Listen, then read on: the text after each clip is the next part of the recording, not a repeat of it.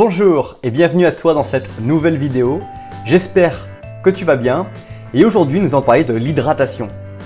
Comme tu le sais, tu en as déjà entendu parler, bien s'hydrater est fondamental pour avoir une énergie et pour que ton corps et ton esprit vieillissent correctement et voire sereinement.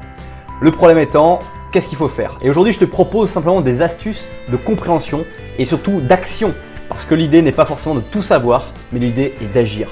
Déjà la première chose à retenir, c'est quand on t'entend 1, 2, 3, 4 litres qu'il faut que tu boives par jour, c'est litres d'eau, que ce soit thé, café ou eau.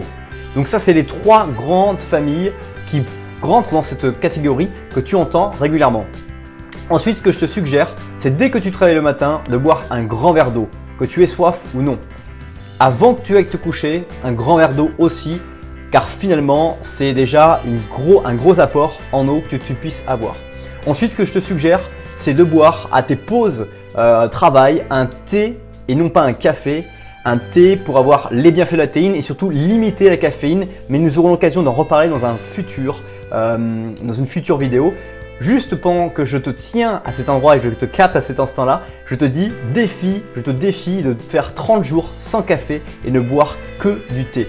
Et si tu arrives ce défi, tu me diras la différence que ça fait dans ta vie parce que pour moi, ça a changé véritablement ma façon de stresser, ma façon d'appréhender les choses de mon quotidien et les difficultés que j'avais car le café finalement me donnait encore plus de stress, me fatiguait encore plus. Depuis que je bois du thé, je suis énergique, je suis motivé, je ne suis pas mou et en plus je me sens bien et je contribue à avoir une bonne hydratation.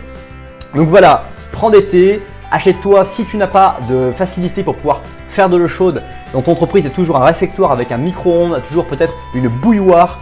Tu n'as qu'à acheter, on va dire, des thés comme les Lipton. Ce n'est pas forcément le mieux par rapport à tout ce que tu peux imaginer, mais pour commencer, pour t'habituer, pour ce défi que je te donne de ces 30 jours de boire uniquement du thé, ça serait un bon début. Et à chacune de tes pauses, 10h, midi, 14h, 16h, prends du thé en abondance. Et le soir, si possible, des infusions. Sur des goûts que tu aimes, même si c'est un peu sucré, même si ça va à l'encontre de ce que tu as pu lire dans les journaux, etc.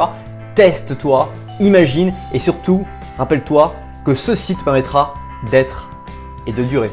Bonne route à toi, amuse-toi bien et bonne hydratation. Bye bye.